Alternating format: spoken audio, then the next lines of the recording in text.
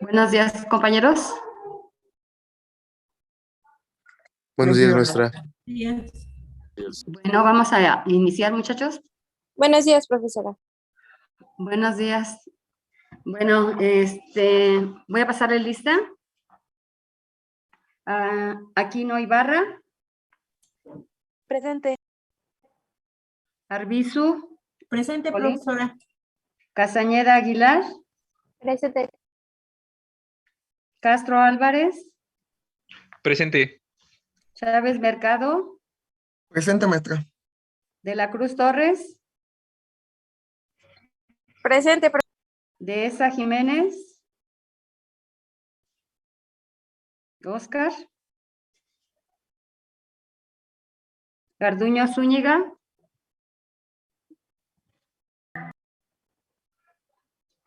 González Hernández, Presente.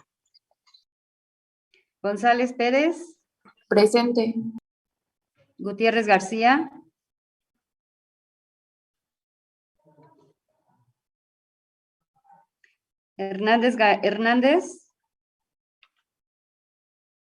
Hernández Rodríguez, Presente. Lara Vázquez, Presente. Disculpa, Márquez profesora, Jiménez. nos acaba de enviar mensaje Carla que no tiene luz. No tiene red. En luz. ¿Ella cómo se llama? Ah, Luz. Gutiérrez García. Ah, ok, gracias. Profesora, ya llegué, no sé si me puso asistencia. ¿Quién eres? Dehesa Jiménez. Ya.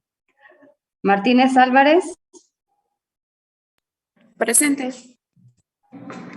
Méndez Hernández, Presente. Maestra, Hola. Sí, dime. creo que me brincó. Yo soy Márquez Jiménez. Ah, sí. Sí, ya. Ortega Galindo, Presente. Pérez Rivera, Rivas Ortega, Presente. No, es que no puede activar el micrófono, maestro, perdón. Roa Galicia. No, presente, Rivas. Y presente A ver. Pérez. Ah, ok. Roa Galicia,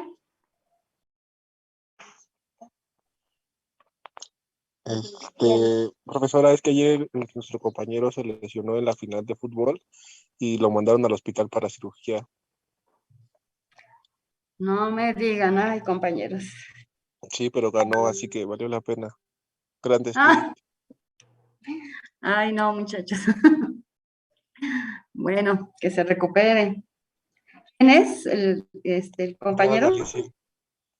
Roa Galicia, ay, Dios. Bueno, Romero Ramos, Presente, maestra. Rosales Pineda, Presente. Tapia Márquez. Tapia, ¿no está? Vigueras Castillo, Presente. Piedra Muñoz, Presente. Bueno, muchachos, de lo que estuvimos revisando el día de ayer, dudas, preguntas que tengan. Y si me abren sus cámaras, por favor. Preguntas de lo que estuvimos revisando con relación a al transporte de los gases, sobre todo de transporte de oxígeno por la hemoglobina, los factores que hacen que se desvíe la curva de disociación de la hemoglobina hacia la izquierda, hacia la derecha. ¿Dudas que tengan? A ver, ¿les quedó claro todo eso, muchachos? A ver, compañeros. González Hernández Rodrigo, ¿me puedes decir cuáles serían los factores que desvían la curva de disociación de la hemoglobina hacia la derecha, por favor? ¿Qué factores? Sí, maestra, nada más deme un momentito.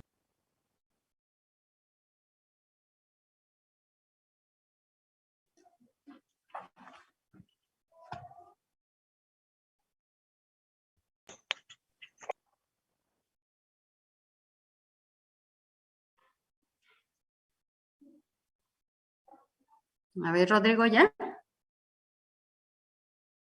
¿De casualidad será el dióxido de carbono, maestra? ¿Y cómo hace el dióxido de carbono?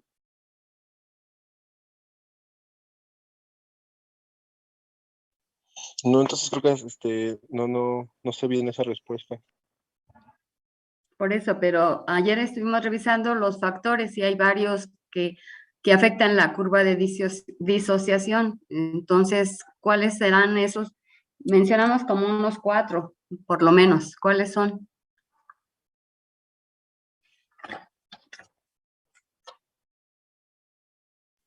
No los recuerdo todos, maestra.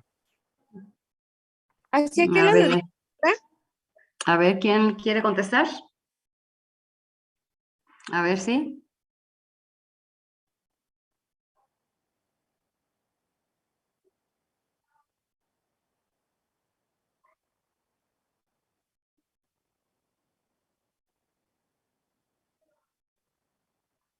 Ajá, entonces ahí estamos hablando de factores. También ahí se mencionaría la disminución de la presión de CO2, que en este caso sería la hipocapnia, ¿sí? Y entonces están los factores que desvían hacia la izquierda y que hacen que la hemoglobina retenga pues con más fuerza el oxígeno. Entonces está el pH alcalino, está la disminución de la temperatura, que sería una hipotermia, la disminución del 2,3-difosfoglicerato, la disminución de la presión de CO2, que sería la hipocapnia, ¿no? En el caso de los factores que desvían hacia la derecha, a ver, Jesús Israel Ortega Galindo.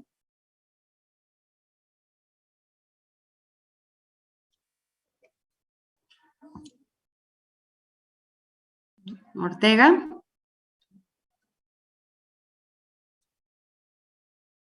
A ver, aquí le puse asistencia. ¿Qué pasó, Ortega? ¿Sí está?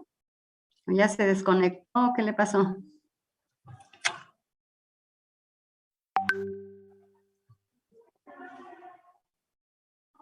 A ver, vamos a ver a Rivera Mariana.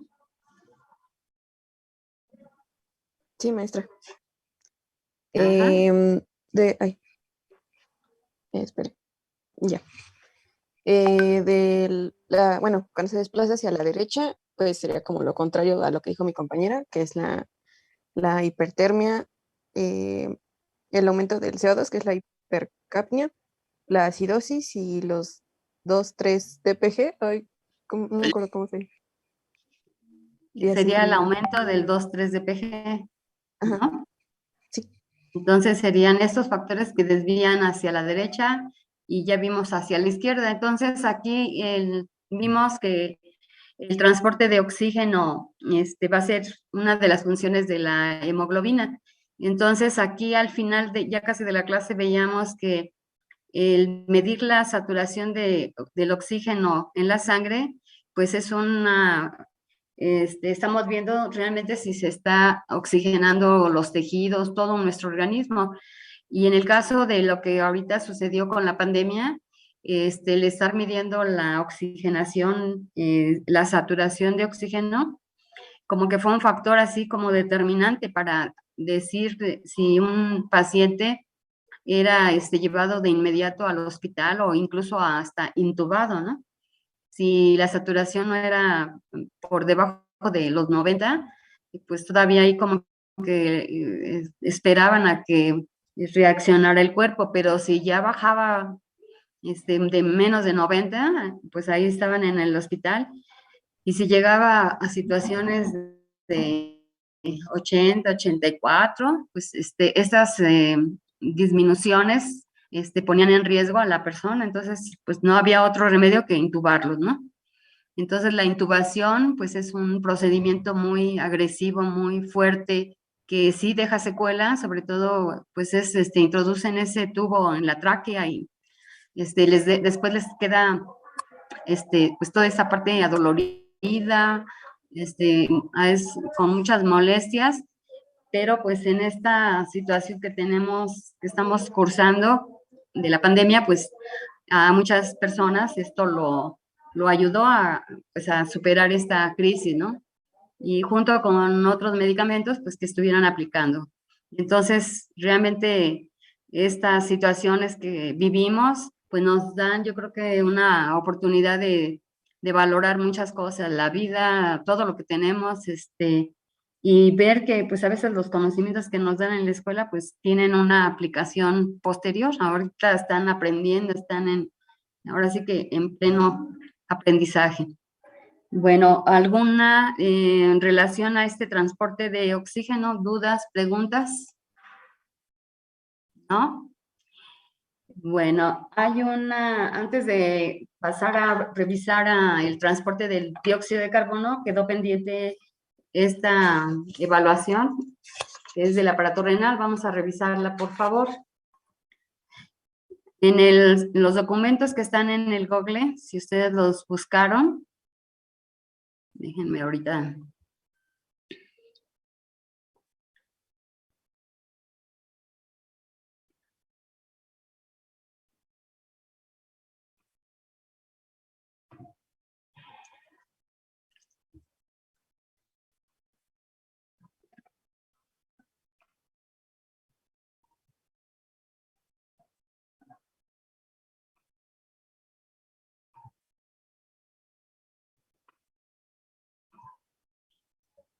Bueno, les estoy compartiendo un material que también está ahí en donde están los documentos del aparato respiratorio. Este complementa el que ustedes estuvieron revisando, el documento de la guía de discusión de esta parte de renal. Entonces aquí se dan otros datos que a lo mejor, si lo revisaron, en estos nos hablan aquí en el documento, lo tienen ahí también les decía, en Google Classroom, ¿sí? Y este documento pues nos habla de las preguntas, pero hay una introducción. Y aquí esta guía de discusión parte pues, de mencionar que nos menciona, dice, el volumen de líquido extracelular en un adulto se mantiene asombrosamente constante. La disminución en el líquido extracelular ocasiona una disminución del volumen sanguíneo efectivo y en consecuencia se altera el sistema circulatorio.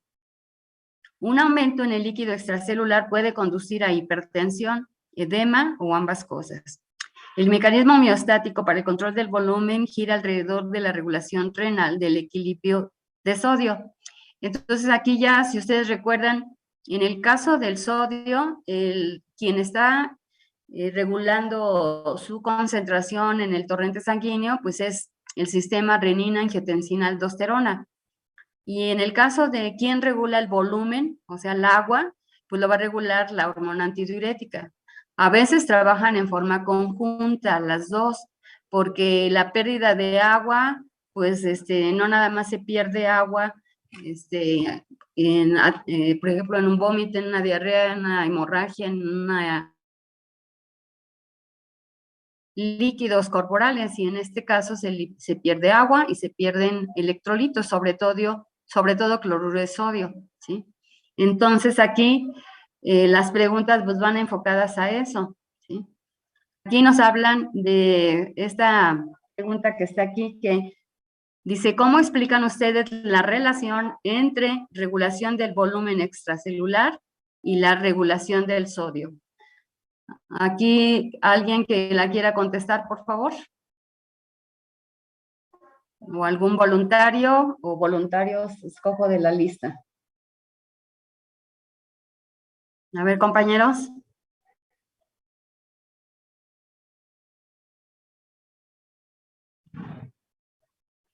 A ver, dado el éxito, Vamos a ver, compañeros, vamos por la lista. Aquino, Ibarra. Bárbara, por favor, ¿quieres contestarla? Sí, bueno, yo le puse que el aumento de que retienen sodio, del líquido extracelular es lo mismo que retener agua y por lo tanto se va a incrementar el sodio y el líquido intracelular va a salir al líquido extracelular y se va a deshidratar la célula. Fue lo que yo puse. A ver, si la repites, por favor.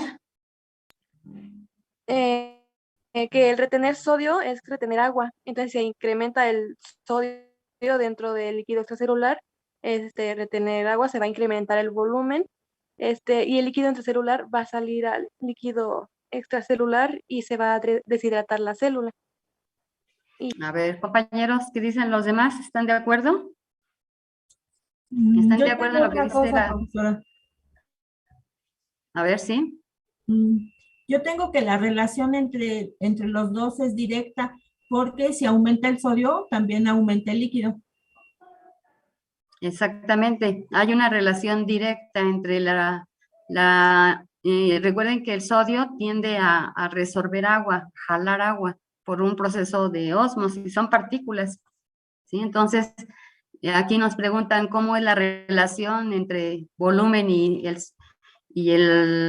la regulación del sodio, pues es una relación directa, ¿no? Bueno, eso contestaría esa pregunta. La pregunta 2, a ver, vamos a ver. Aquí no, a ver, a reviso, ya contestó. Castañeda Aguilar. Sí. La pregunta 2 dice, cuando disminuye el volumen del líquido extracelular, ¿qué ocurrirá con la excreción renal de sodio? Y yo puse que cuando disminuye el volumen del líquido extracelular, disminuye también la presión arterial, por lo tanto, disminuye la excreción renal de sodio. A ver, compañeros, ¿están de acuerdo? ¿Están de acuerdo en lo que contestó Mariana?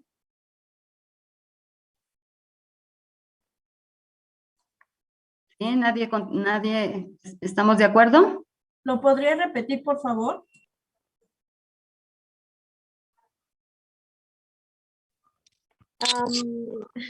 Puse, cuando disminuye el volumen del líquido extracelular, disminuye la presión arterial y por lo tanto disminuye la excreción. O sea que es una triuresis.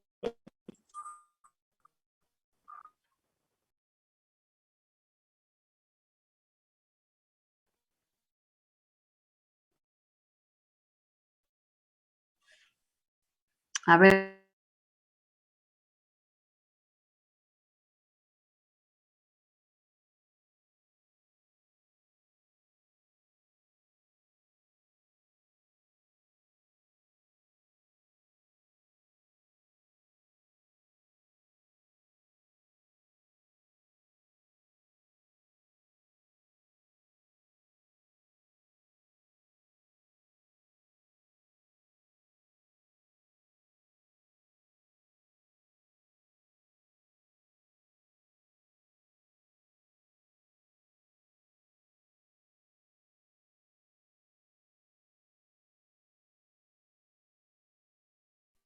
No sé si Ok. esté bien.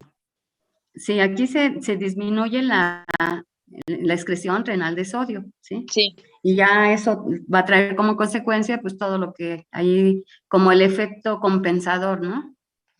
Sí, pero sí, pues sí disminuye. Sí, ok. A ver, la pregunta 3. Castro, Álvarez, Juan Rafael. A ver, Rafael.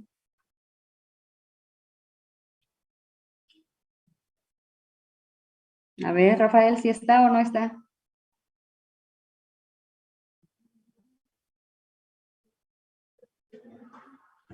A ver.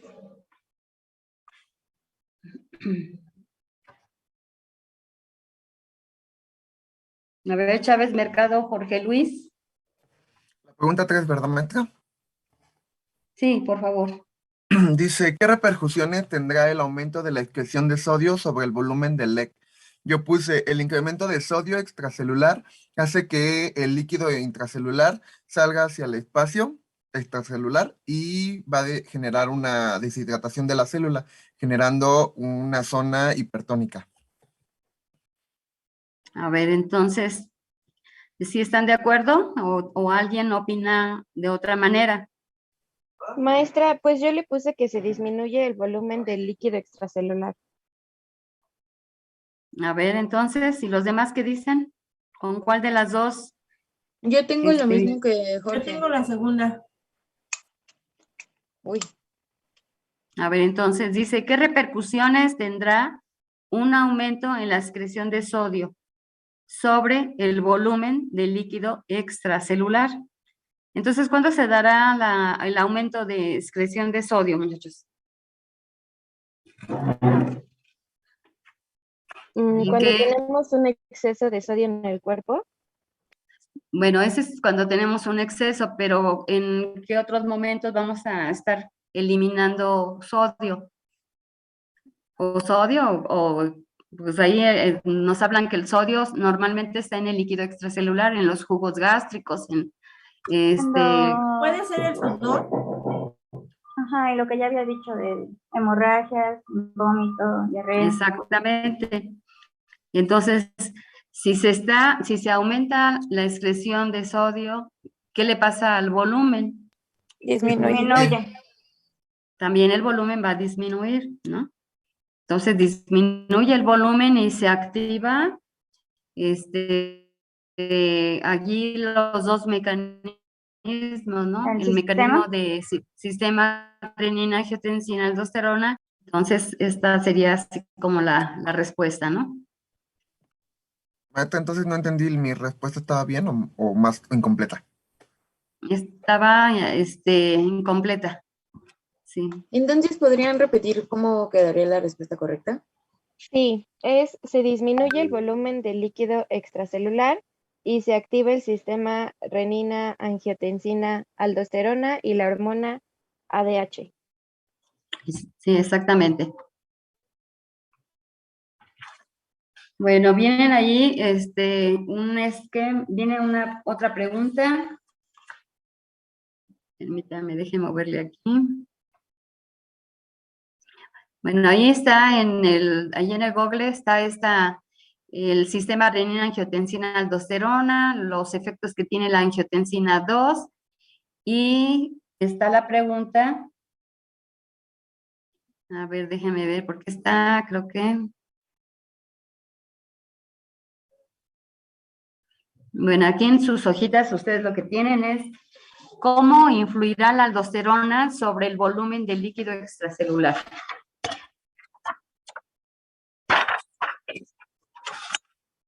A ver, entonces, ¿alguien que quiera contestarla? Sí, yo ahí tengo regulando el equilibrio sodio-potasio. A ver, dice, ¿cómo influirá la aldosterona sobre el volumen del líquido extracelular? Entonces, ¿dices que qué, compañera? Regulando el equilibrio sodio-potasio. ¿Y eso qué hace? Que el volumen otra vez esté en equilibrio. Pero acuérdate que normalmente la aldosterona lo que hace es aumentar la concentración de sodio. Y el aumento de concentración de sodio, pues te va también a jalar agua, va a aumentar, también se va a activar el que actúe la hormona antidiurética, ¿sí?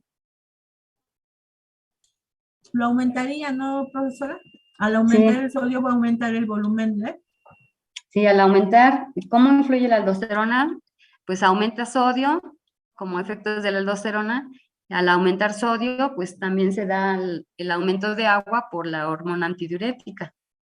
¿Sí?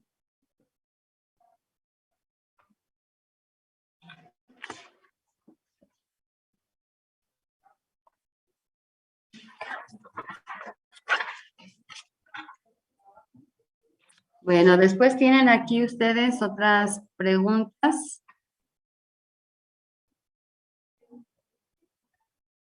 No, creo que estas no coinciden con las que tengo yo aquí. Bueno, dice aquí, bueno, ahí tienen un documento donde nos hablan del volumen normal del líquido extracelular y qué se desencadena, ¿no?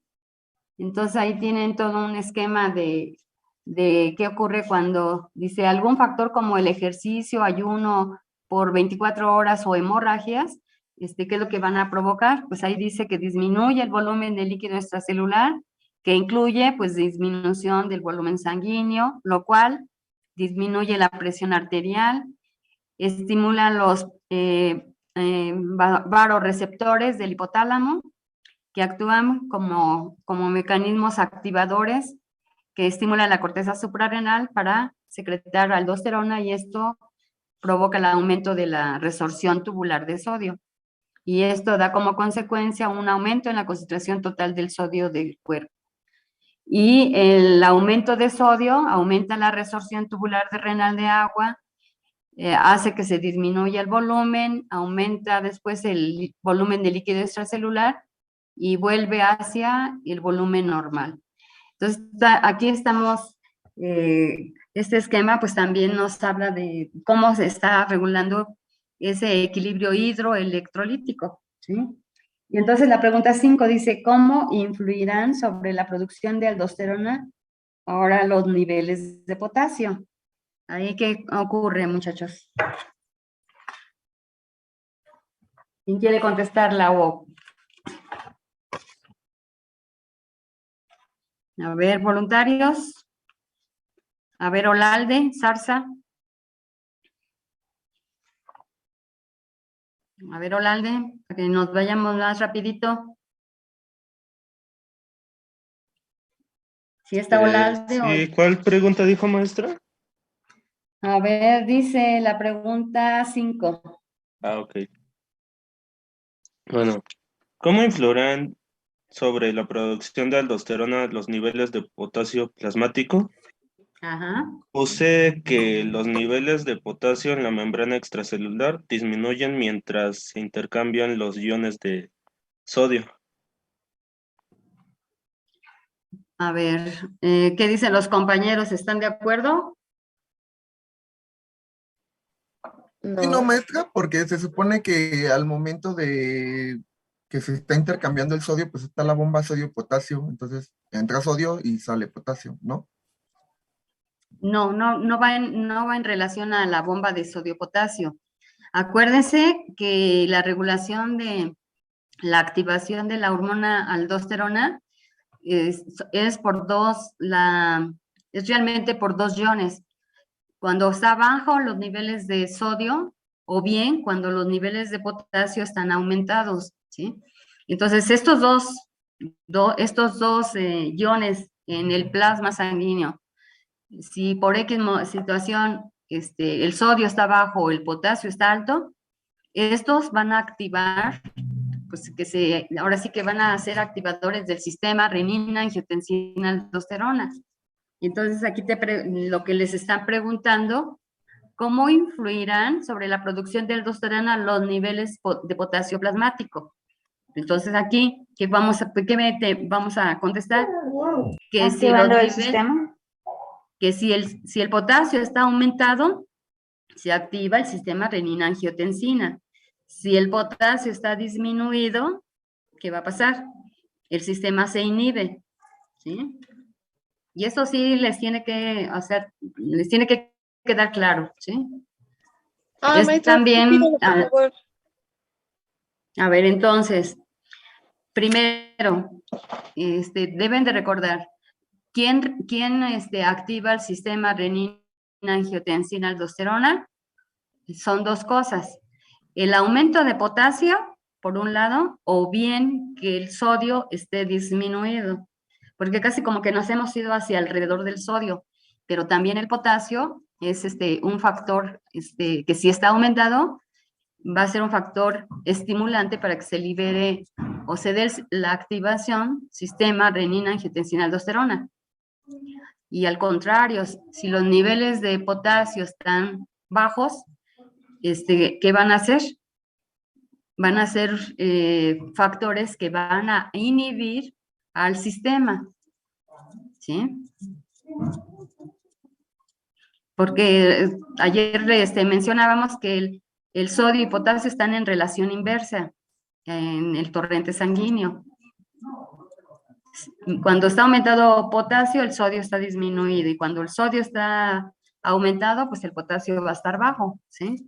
Y entonces esos iones en el torrente sanguíneo son factores a esa pregunta, la respuesta. ¿Sí? Cuando el potasio disminuye, entonces se inhibe, maestra. Cuando el potasio está bajo, ¿sí? ¿Qué va a pasar? El sodio se va a inhibir, se inhibe. Se inhibe el sistema renina-angiotensina. ¿Por qué digo esto? Porque cuando el sodio está bajo, el potasio está bajo, el sodio va a estar alto y es un factor inhibidor. O sea, ya no necesitas, pues si tienes el sodio alto, ya no vas a necesitar que esté activo el sistema renina, angiotensina, aldosterona. Profesora, entonces yo tengo de respuesta. Si el potasio se eleva, se debe producir aldosterona para incrementar el sodio y que se excrete el potasio. Ya nada más me faltó lo de la inhibición. A ver, entonces, aquí primero, el sodio, si el sodio está aumentado, si el potasio está aumentado, el sodio está disminuido, y entonces, este es un factor estimulador del sistema renina-angiotensina-aldosterona. Entonces, ¿cuál es la función de la aldosterona? A nivel renal, ahí vemos que la reabsorción de sodio y la excreción de potasio, ¿sí? Esa es su función. Entonces, y lo que ocurre al revés, ¿sí?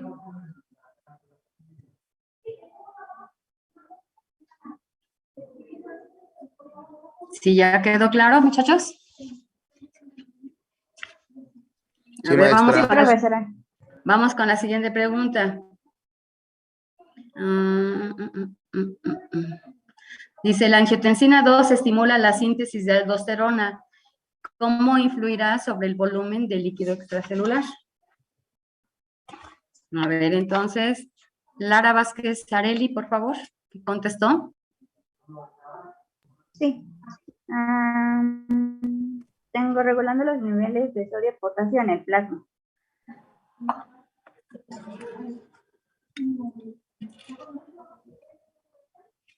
A ver, ¿quieres repetir? Sí,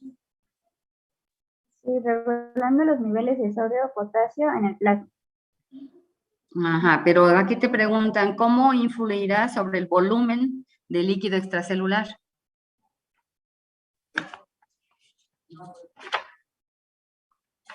Y tú estás aumentando, si se está estimulando la aldosterona, ¿qué está sucediendo ahí?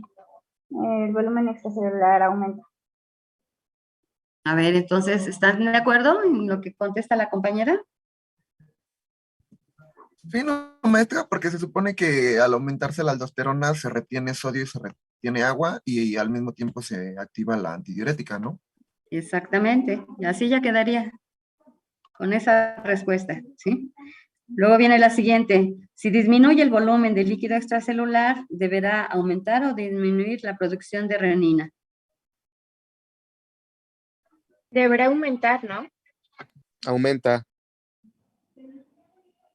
A ver, entonces, si disminuye, aumenta.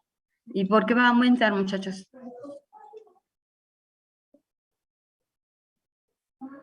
Porque cuando disminuye el volumen, quiere decir que pues hay es el factor como de deshidratación, ¿no? Lo que había dicho de la diarrea, pues cuando sangramos y así. Entonces, cuando eso sucede, disminuye la presión arterial. Y cuando eso sucede, la renina se libera en el torrente sanguíneo para regularla. Ajá, exactamente. Y entonces también retenemos, se manda a las hormonas a que se activan las hormonas para retener sodio por un lado y por el otro lado, pues también retener agua a nivel de los túbulos colectores, ¿no? Sí. Entonces, aquí está, esa sería la respuesta. Bueno, vamos a la 8. Dice, si disminuye la cantidad de... A ver, ¿sí? Perdón, es que no entendí cuál era bien la respuesta. A ver, compañero. Pues la renina aumenta porque, pues al haber una disminución en el líquido extracelular, se disminuye la presión arterial y por ende, pues se libera renina en el torrente sanguíneo para regular la presión arterial. Y a su vez, pues también el organismo pues comienza a retener el sodio y retener agua, me parece. Exactamente, sí, también se activa la hormona antidiurética.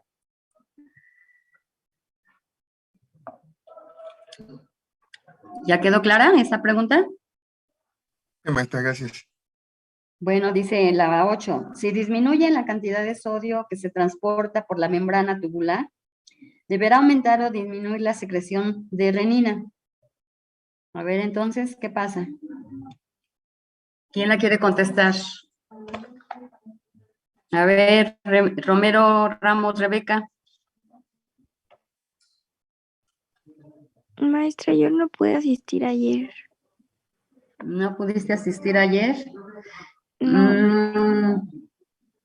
Bueno, de todas formas, pues hay que ponerse al corriente porque si no, a tus Sí. compañeros pídeles notas o qué revisaron, ¿eh? Sí, es que estaba en el hospital, pero ya. Ah, que Ahorita tuviste fui un a- accidente, ¿verdad? Sí. Ay, Dios. Ya dense una limpia con gallina ¿qué? Huevo de gallina negra, creo, dicen. No, tenga cuidado, muchachos. Sí, maestra. Y aprovechando esta carretera, es muy peligrosa, muchachos. Es de doble, no es para correr, y hay que tener mucho cuidado. Yo les sugiero que mejoren el autobús, levántense más temprano y también los que andan en moto, pues también tengan mucho cuidado porque dejan a los papás y las mamás y con el Jesús en la boca. Entonces, no hay que correr riesgos. Están jóvenes y todavía les falta mucho por disfrutar, ¿eh? Así es que tengan cuidado. Bueno, vamos a regresar a esta pregunta, la 8. A ver, Rosales Pineda, Dulce, Pamela. Sí, profa. Yo coloqué que, bueno, aumenta la producción de la renina. A ver, Aumenta la ¿quieres leer la secreción de pregunta? renina. Si quieres leer la pregunta y contestarla. Sí, dice, si disminuye la cantidad de sodio que se transporta por la membrana tubular, dice, deberá aumentar o disminuir la renina. Y yo le coloqué aumenta. Aumenta la secreción de renina. A ver, compañeros, ¿qué dicen ustedes? ¿Están de acuerdo? Yo tengo lo mismo, sí. Maestra. Yo también, maestra. Ok, entonces, pues ahí estamos todos de acuerdo. Viene otra pregunta, y la siguiente dice, si se aumenta la angiotensina 2 y la aldosterona, ¿se estimulará o inhibirá la producción de renina? A ver, aquí Pues se estimula para activar el sistema renina, angiotensina y aldosterona, ¿no? Exactamente, sí, exactamente. ¿Todos están de acuerdo? Sí, maestra. Ok, a ver, ¿cómo contestaste, compañera? Sí, se estimula para activar el sistema renina, angiotensina, aldosterasa. Aquí está, dice, si se aumenta la angiotensina 2 y la aldosterona, se estimulará o inhibirá la producción de renina, pues se activa para que se dé la activación para que funcionen este sistema y resorba sodio, excrete potasio y excrete también protones. Pero esto no es en forma indefinida, ¿eh? Hay mecanismos controladores y van a ser los valores que se encuentren en el líquido extracelular. Si rebasan, pues se para el sistema porque los osmorreceptores lo detectan.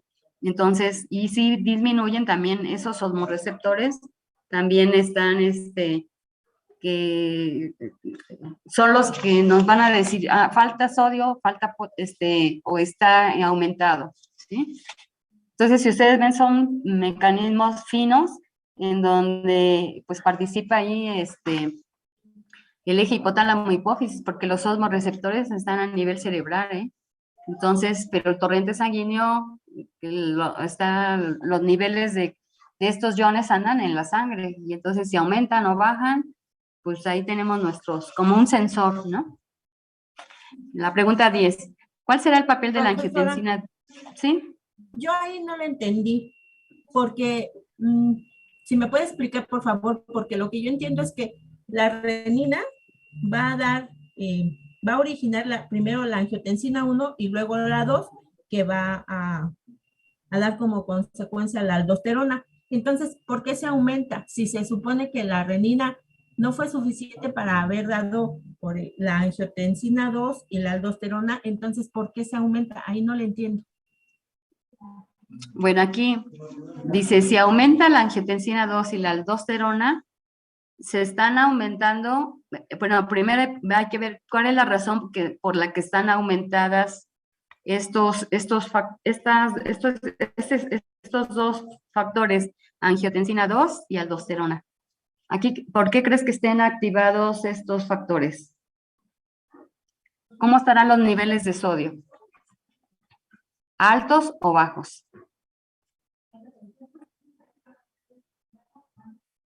Es que ese es el mecanismo que no entiendo, profesora. Ok. Porque no entiendo si tiene que haber una causa como la que usted me está preguntando y que no encuentro, o si simplemente la renina ya se había producido en suficiente cantidad para haber dado origen a la angiotensina 2 y a la aldosterona. No entiendo ese mecanismo. Ok, bueno, aquí te están diciendo, si aumenta la angiotensina 2 y la aldosterona, aquí ya te están diciendo, como si ya se entendiera, de que los niveles de sodio están bajos, porque si no están bajos, este sistema no se activa, ¿sí? Entonces, si se aumentó angiotensina 2 y se aumentó aldosterona, es porque los niveles de sodio están bajos, ¿sí?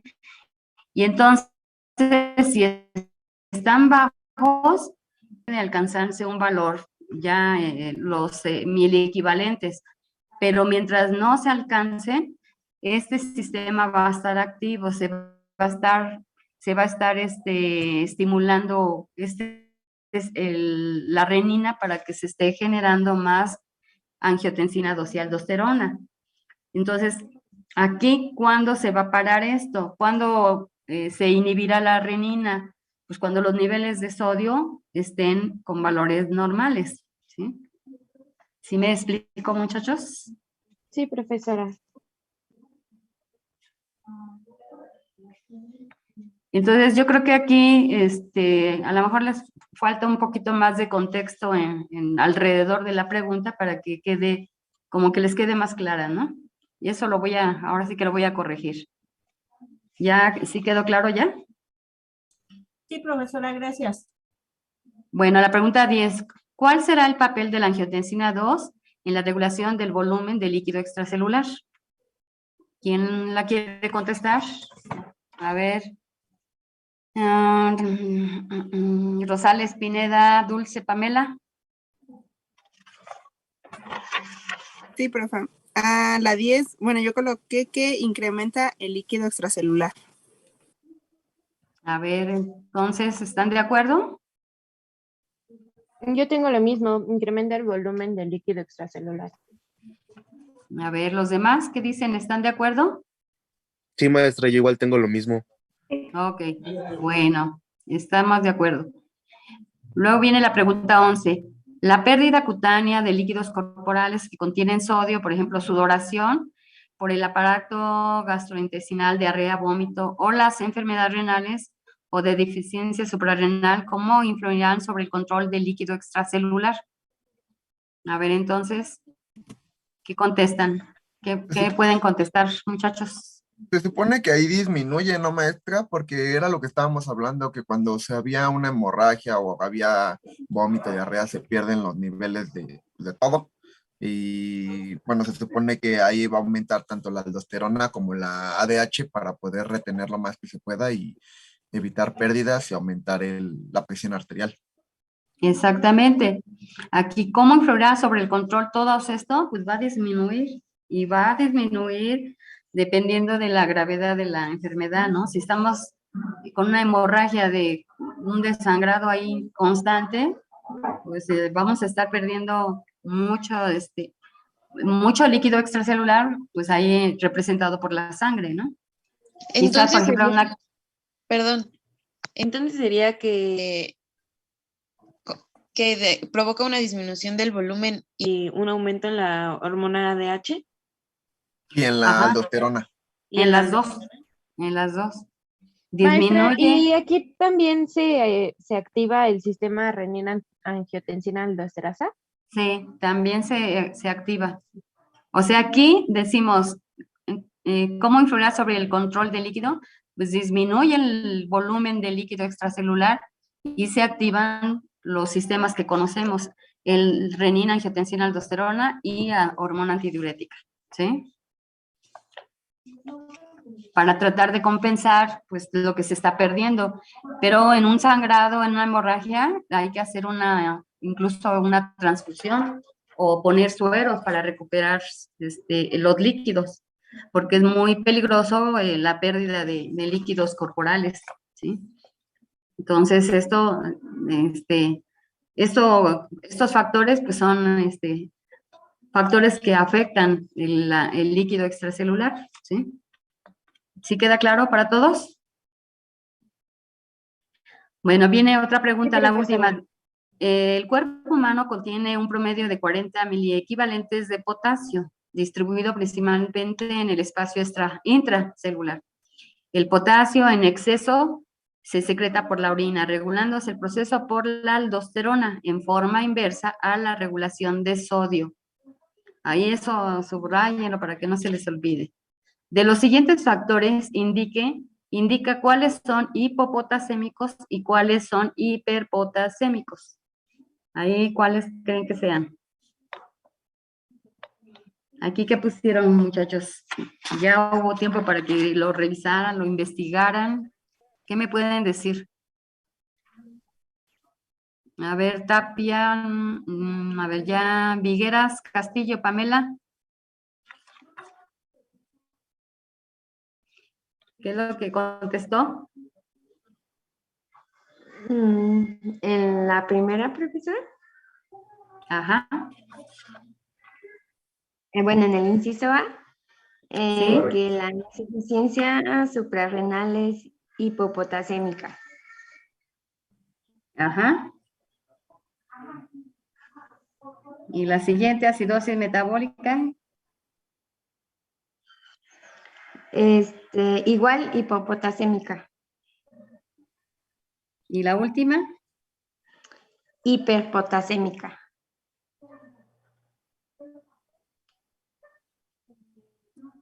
A ver, los compañeros, ¿qué dicen?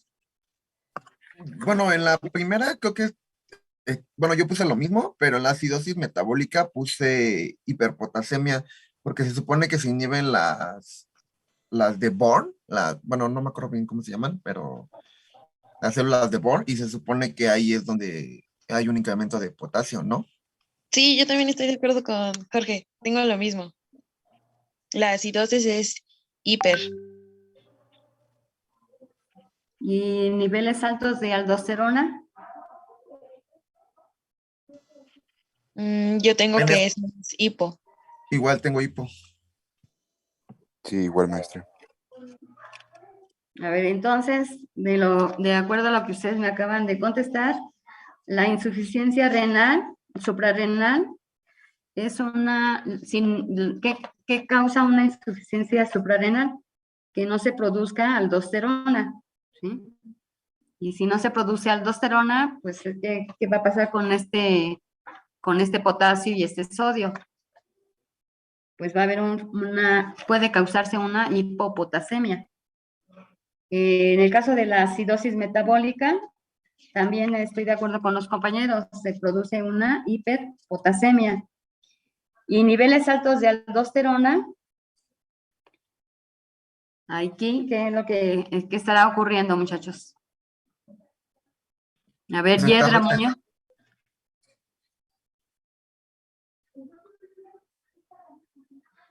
A ver, Yedra, ¿qué es lo que puso? Aumenta el nivel de potasio, ¿no? Niveles altos de aldosterona, ¿qué hacen?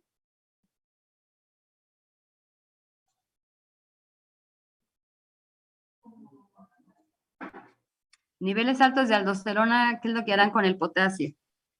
Bueno, yo tengo que hacen que el cuerpo retenga, el cuerpo retiene el sodio. Y entonces el potasio, ¿qué le pasa? Se excreta, ¿no? Disminuye, ¿no?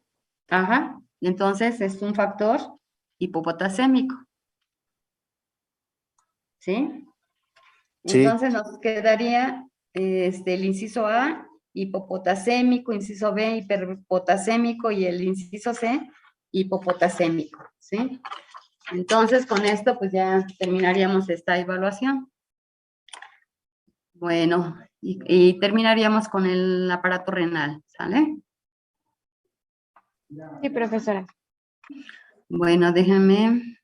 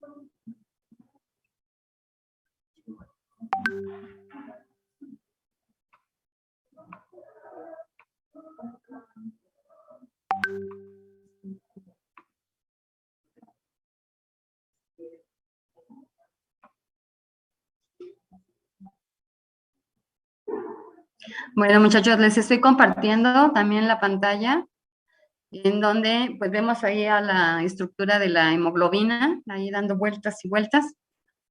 Entonces, vamos a ver qué es lo que pasa con, pues ya sabemos que a nivel pulmonar existe el intercambio de gases, oxígeno y CO2 en pulmones y tejidos. Entonces, este intercambio de gases, pues ya vimos que es un proceso importante que se genera y que tienen que entrar oxígeno a las células de todo nuestro organismo, porque el oxígeno es necesario para la oxidación por ejemplo, de la glucosa, de los ácidos grasos, y entonces esta oxidación de todo lo que nosotros ingerimos, van a producir energía, pero también va a van a devolver como productos, por ejemplo, en el caso de la glucosa, pues CO2 y agua. Entonces, en el caso del CO2 y agua, el CO2 es un gas que las células de todo nuestro organismo pues está generando. Entonces, ¿qué hace? ¿Qué le va a pasar a ese CO2? Entonces, aquí tenemos una imagen donde estamos viendo cómo se lleva a cabo el transporte de oxígeno y de CO2. Aquí vemos nosotros una imagen donde estamos viendo, dice aquí, capilares extrapulmonares, del lado derecho.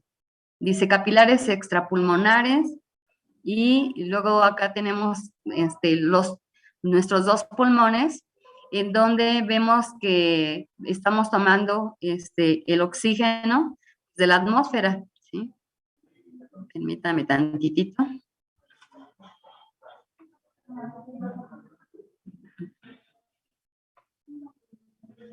Bueno, aquí está. Tenemos que desde la atmósfera tenemos que estar, durante el proceso de respiración, inhalamos oxígeno.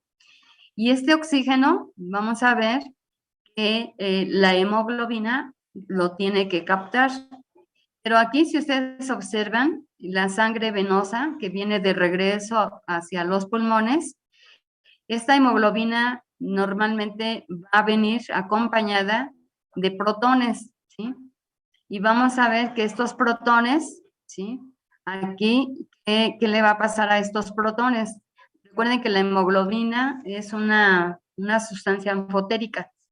Entonces, aquí resulta que estos protones, cuando se incorpora el oxígeno cede, estos protones salen de, si lo ven aquí a las células pulmonares, lo cede y el oxígeno es captado por la hemoglobina. Y entonces tenemos la formación de la oxihemoglobina.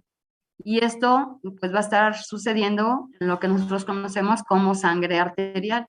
Y entonces este oxígeno con la hemoglobina pues va circulando en la sangre arterial. Ahora, ¿qué le pasa a estos protones? Normalmente en estos protones, aquí en las células pulmonares, tenemos la formación de ácido carbónico, ¿sí? Y ese ácido carbónico, o este ion bicarbonato, que aquí está como HCO3, necesita estos protones para formarse como ácido carbónico. Aquí en las células pulmonares está una enzima, la anidrasa carbónica. Entonces, es otro sitio donde esta enzima está presente. Y entonces, la anidrasa carbónica se necesita para unir al hidrógeno con el ion bicarbonato, que se está dando aquí en el interior de estas células. Pero, ¿qué pasa con este compuesto? Se va a disociar en CO2 y agua. Y el CO2 es el que va a salir hacia la atmósfera, que es lo que nosotros vamos a estar eliminando cuando nosotros expiramos. Entonces, pero vean ustedes que este proceso tiene que tener esta parte como esto en el interior de las células pulmonares, ¿sí? Formar primero ácido carbónico, H2CO3, después así como que ser roto y liberar el CO2 y el agua. Ahora, ¿qué ocurre en las células? Desde aquí, las células que están rodeando a estos capilares. Todas las células, aquí vamos a poner, aquí habría muchas células, dice, el CO2 se genera desde el metabolismo. Aquí ya no les dicen que glucólisis, ciclo de Krebs, no, les dicen metabolismo. Y ya sabemos nosotros que el metabolismo de las células está generando como productos de desecho CO2 y agua, ¿sí? Y energía, ¿sí? Entonces, aquí vamos a tener este compuesto normalmente se va también en el torrente sanguíneo, se va a formar el ácido carbónico y se va a disociar en ion bicarbonato y en protones.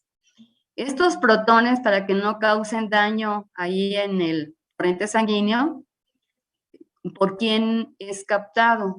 Y vean, aquí cuando llega la sangre arterial a estos capilares que se llaman extrapulmonares y este oxígeno se cede hacia las células, hay un intercambio. Este protón lo toma la hemoglobina, pero con esto se facilita la liberación de oxígeno. Y entonces el oxígeno pues va a ser captado por las células.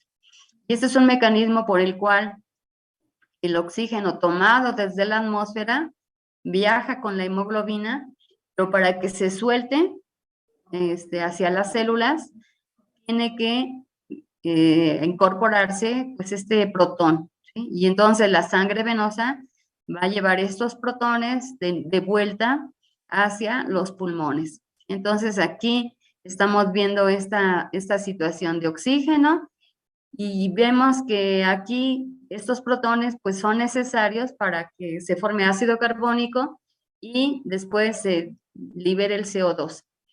Si nosotros pudiéramos ver en nuestros, aquí antes de que salga el CO2, pues es ácido carbónico, es H2CO3. Pero pues en nuestras células pulmonares tenemos la anhidrasa carbónica, que esta es una enzima que ya vimos que está presente en las células parietales del aparato digestivo, del estómago, en los eritrocitos, en las células renales, y aquí también en los pulmones, ¿no? Entonces, esta anhidrasa es una enzima pues muy importante porque nos va a estar favoreciendo la creación y el desdoblamiento de ácido carbónico, ¿sí? Entonces, las células de nuestros tejidos, ¿sí? Aquí tenemos varias células, están liberando CO2. Pero este CO2, vamos a ver que no todo es, aquí vemos que hay 3 flechas. Una parte de CO2 se ve nada más disuelto en el plasma, así como gas, un 10%. En algunos libros hablan de 7% o de 10, entre 7 y 10, ¿no? Otro CO2 se incorpora al interior de los eritrocitos, ¿sí? Y se va a combinar con la hemoglobina y va a formar el compuesto llamado carbaminohemoglobina en un 20%, o a veces manejan de un 27%, hay más menos. Luego, ¿qué ocurre con la otra gran parte de este CO2? Aquí ya llevamos 10 y 20, son 30. ¿Qué pasa con el 70% restante? ¿Sí? Es que este CO2 entra al interior de los eritrocitos, ¿sí? Recuerden que ahí está la anhidrasa carbónica, se combina el CO2 con el agua, se forma ácido carbónico, se disocia por acción de la anhidrasa carbónica en ion bicarbonato y protón. Este ion bicarbonato es el que sale hacia la plasma, ¿sí? Y entonces este ion bicarbonato, para salir, como que sale una carga negativa al eritrocito, se incorpora cloro, que también tiene carga negativa. Entonces ahí hay un intercambio por cargas. Entra cloro, pues sale ion bicarbonato. Este ion bicarbonato es el que va a formar parte de nuestros sistemas amortiguadores, de los bicarbonatos, ¿sí? Y por otro lado, ¿qué ocurre con este hidrógeno? ¿Sí? Este hidrógeno se va a combinar con la hemoglobina, ¿sí? Y entonces, al combinarse con la hemoglobina, ¿qué ocurre? Que es llevado, ¿sí? Y va a ocurrir esto. La hemoglobina, cuando toma estos hidrógenos, la oxihemoglobina suelta oxígeno y la hemoglobina va a regresar hacia los pulmones. Va a ceder el protón, pero va a tomar oxígeno, ¿sí? Y entonces aquí hay un intercambio así como que yo te doy ese protón, pero tú me vas a dar oxígeno a nivel pulmonar, ¿sí?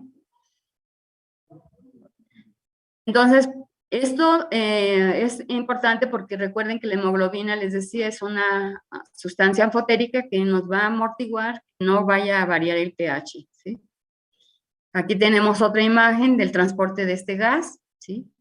Y aquí vemos que el CO2 se generó en el torrente, en las células.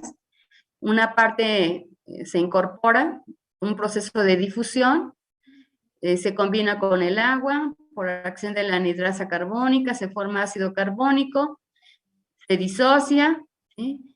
Y tenemos el protón y el ion bicarbonato. va a difundir hacia el plasma, un 70%. Pero a la vez que sale ion bicarbonato, se incorpora este cloro, ¿sí? Y luego tenemos que el protón es tomado por la hemoglobina, captado por la hemoglobina, pero la oxihemoglobina va a soltar este oxígeno. Y entonces el oxígeno pues va a salir hacia el plasma para que se dirija hacia las células. Entonces este intercambio gaseoso es un intercambio pues que se está dando ahí en forma natural, ¿no? Y entonces aquí nos describen cómo se transporta este CO2 en la sangre, pues de 3 maneras. Disuelto como gas, como CO2, un 10%. En forma de bicarbonato, un 70%.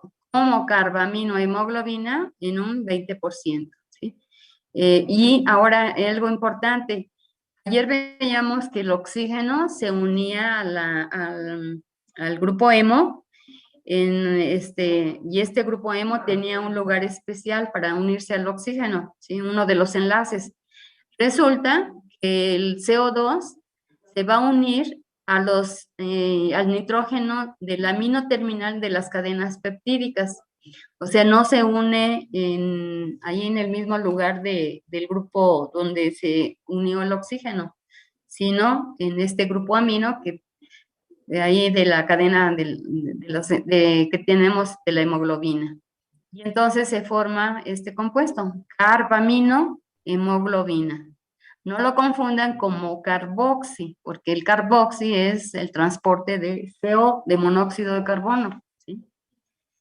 Y aquí ya nos mencionan, dice, en condiciones de reposo se transportan 4 mililitros por 100 mililitros de sangre desde los tejidos a los pulmones. Aquí tenemos otra imagen, donde también es de otro libro, en donde estamos viendo cómo es el transporte del CO2 en la sangre, ¿sí? Y entonces aquí vemos estas 3 formas, ¿sí? 1, 2 y 3. Entonces una en forma disuelta, como un gas, ¿sí? Entra los eritrocitos, ¿sí? Y entonces, como gas, pues se puede unir con el agua, se forma el ácido carbónico, ¿sí? Este ácido carbónico se disocia, ¿sí? En ion bicarbonato y agua, e hidrógenos, perdón. Este ion bicarbonato sale, ¿sí? La otra forma es este CO2 se une a la hemoglobina, ¿sí? Y se forme el compuesto carbaminohemoglobina, ¿sí? Entonces, esta es otra manera, entre un 20 y un 27%, ¿sí? La siguiente,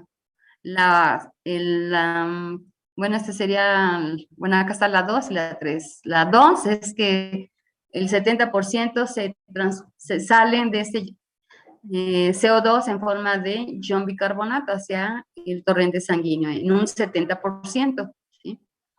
Y acá un 27% y de un 7 a un 10%.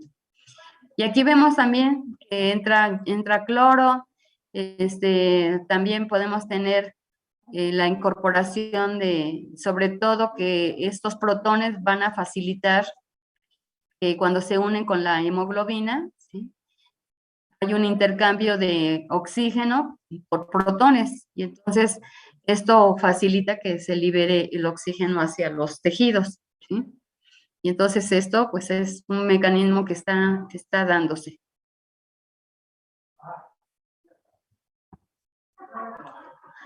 Aquí tenemos otra imagen, ¿sí? Igual nos están explicando lo mismo, ¿sí?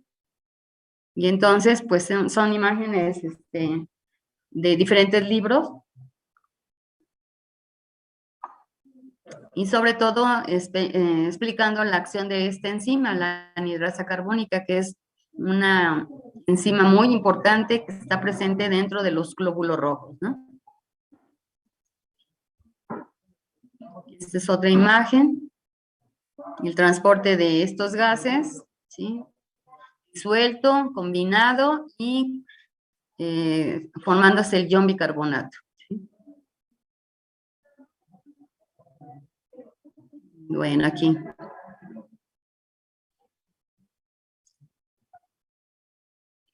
Después hay una relación del efecto Bohr y el efecto Haldane con el transporte de oxígeno y CO2. A ver, ¿quién buscó el efecto Bohr? ¿Qué es el efecto Bohr, muchachos? ¿Qué encontraron? ¿Qué buscaron? A ver, voluntarios. Yo, A ver, sí. Yo encontré que el efecto Bohr ocurre en los capilares tisulares cuando el aumento de la concentración de CO2 origina la liberación de protones. Estos protones se unen a la globina, haciendo que se aumente la liberación de O2 y desplaza la curva de disociación de la hemoglobina a la derecha. Ok. Entonces, esto está en relación con el aumento de la presión de CO2. ¿Sí? ¿Alguien encontró qué es el efecto Haldane? A ver, compañeros. Se supone que es Voluntarios. el mecanismo de la unión del oxígeno a la hemoglobina y tiende a desplazar el dióxido de carbono a la sangre. Ok. Entonces son dos mecanismos que nos van a estar ayudando al desplazamiento de estos gases, de oxígeno y de CO2, ¿no? Entonces aquí tenemos, nos hablan de este efecto Bohr. Nos hablan de que la presión de CO2 en los tejidos periféricos desde aproximadamente 50 milímetros de mercurio, mientras que en la sangre que ingresa a los tejidos periféricos es de 40. Esta diferencia resulta en la difusión de CO2 desde los tejidos hacia la sangre, en los capilares de la periferia. Y dice, cuando el CO2 es convertido a ácido carbónico, en los eritrocitos y luego se ioniza, los iones de hidrógeno, o sea, los protones, van a ser amortiguados por la hemoglobina. Entonces, cuando la hemoglobina llega con estos protones, vamos a ver que va a haber ese intercambio por oxígeno, ¿sí? Aquí vamos a ver, aquí tenemos este efecto Bohr. Dice, nos hablan de que la producción de iones hidrógeno o protones, los eritrocitos, y su subsiguiente amortiguamiento por la hemoglobina resulta en una disminución de la afinidad de la hemoglobina por el oxígeno. Esto lleva a una liberación de oxígeno a los tejidos periféricos, un fenómeno que se conoce con el nombre de efecto Bohr, ¿sí? Entonces aquí tenemos este RBC, ¿sí? Es el eritrocito, así como en las siglas en inglés. Entonces aquí vemos que el metabolismo de la célula se produce CO2 y agua, no, más bien el CO2 es tomado de las células hacia el interior del eritrocito. Este CO2 se combina con el agua, se forma acción de la anhidrasa carbónica, ácido carbónico. Y este ácido carbónico se disocia en un protón y en un ion bicarbonato. Entonces, este protón, ¿sí?, va a ser, ahora sí que le dice a la hemoglobina, sueltas al oxígeno. Aquí se disminuye la afinidad de la hemoglobina por el oxígeno cuando el protón se une a la hemoglobina de esta manera, y aquí entonces el oxígeno se libera y sale hacia los tejidos. Entonces este es el efecto conocido como efecto Bohr. Y aquí también hay que recordar que si sale una carga negativa, entra otra carga negativa, ¿sí? Y también pues va a entrar agua, ¿no? Entonces este efecto es un efecto que se da en el intercambio de CO2 por oxígeno. Más bien, bueno, intercambio de protones por oxígeno, ¿sí?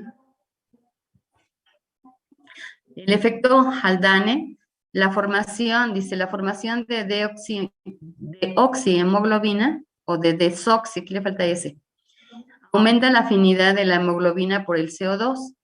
El hecho de que la oxigenación de la sangre acreciente su capacidad para transportar CO2 se conoce como efecto Haldane. Y esto va a favorecer la toma de CO2 en los capilares y su eliminación en los pulmones.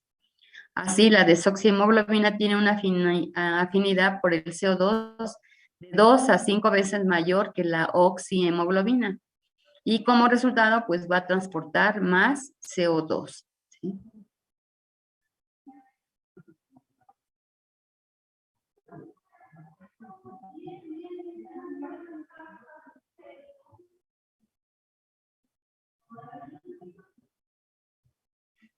Entonces aquí tenemos este efecto Bohr y el efecto Haldane. Entonces aquí vamos a ver nosotros que cuando se transporta la hemoglobina con el CO2 o bien con los protones y cuando llega a los pulmones, la hemoglobina se oxigena, también hay protones y con esto hay un intercambio para que se libere el CO2. ¿Sí?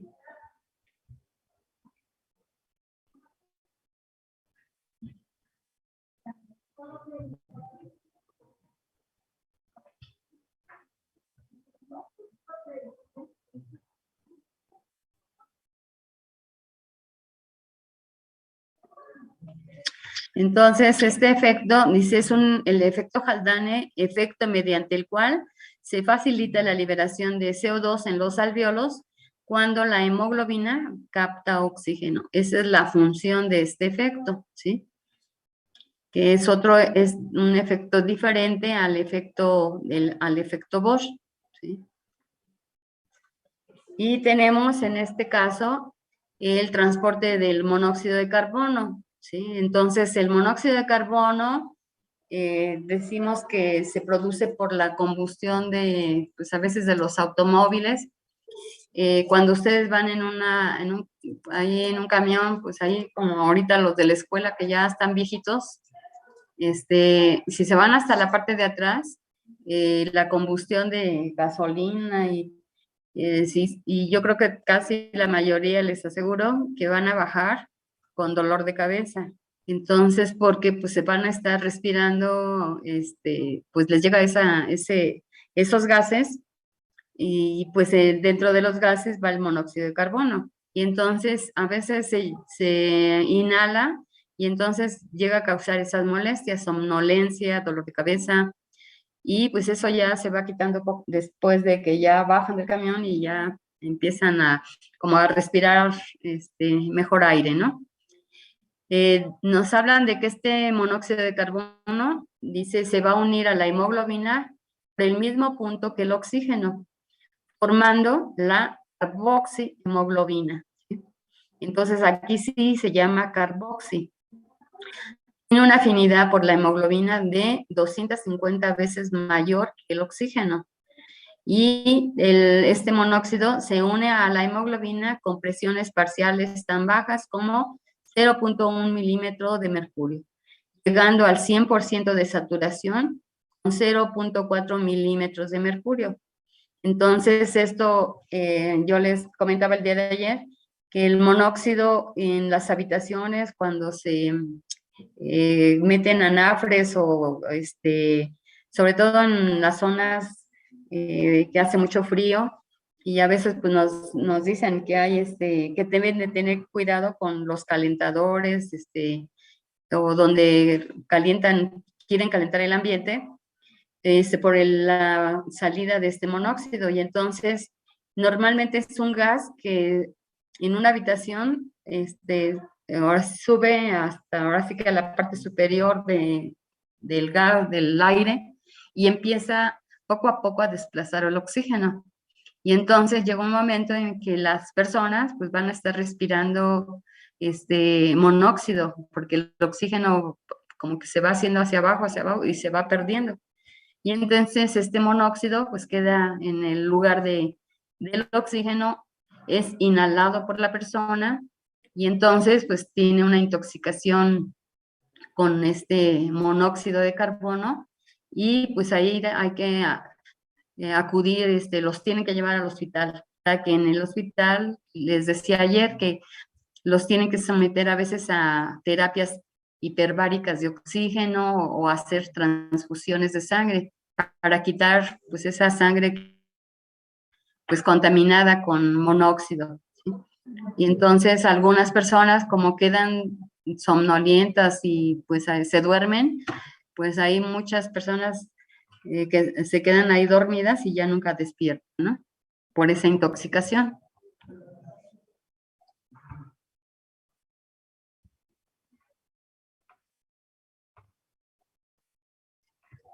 Bueno, ¿alguna pregunta hasta aquí, muchachos?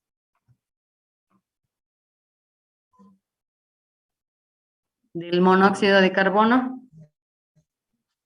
Y esta carboxihemoglobina, se ha visto que adquiere un color rojo cereza, sobre todo en la piel.